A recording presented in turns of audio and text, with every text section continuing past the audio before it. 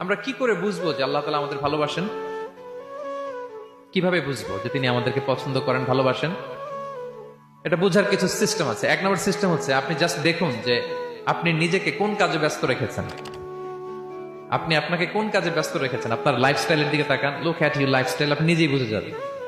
আপনি যদি দেখেন যে না, আপনার ভালো ভালো কাজে আপনার ব্যস্ততা, আপনার এঙ্গেজমেন্ট ভালো লোকদের সাথে, আপনার সার্কেলটা ভেরি গুড সার্কেল, ভালো কাজে আপনার মন টানে, আপনি ভালো কাজ করেন, যদি আপনার কার্যক্রম এরকম হয়, তাহলে বুঝে নেবেন আল্লাহ তাআলা আপনাদেরকে ভালোবাসেন। আলহামদুলিল্লাহ।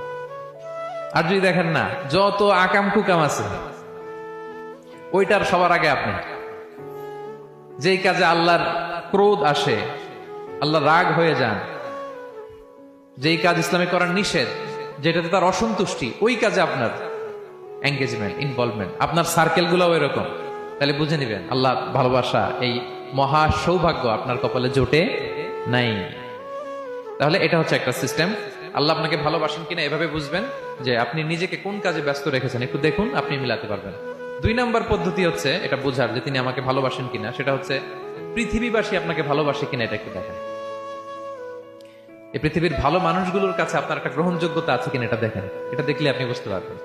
সহিহ মুসলিমের একটা ছোট্ট হাদিস শেয়ার করি। রাসূল সাল্লাল্লাহু আলাইহি ওয়াসাল্লাম বলেছেন যে ইন্নাল্লাহা ইযা আহাব্বা আবদান দাআ জিবরিল ফাকালা ইন্নী উহিব্বু ফুলানান ফাআহিব্বাহ।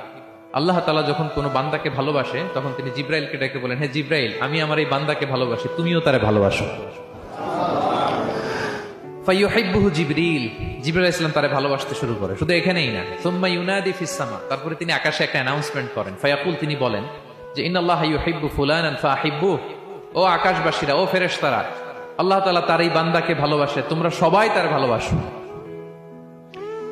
তখন ফায়ুহিব্বুহু আহলুস সামা, গোটা আকাশবাসী তারে ভালোবাসতে শুরু করে, মানে ফেরেশতারা।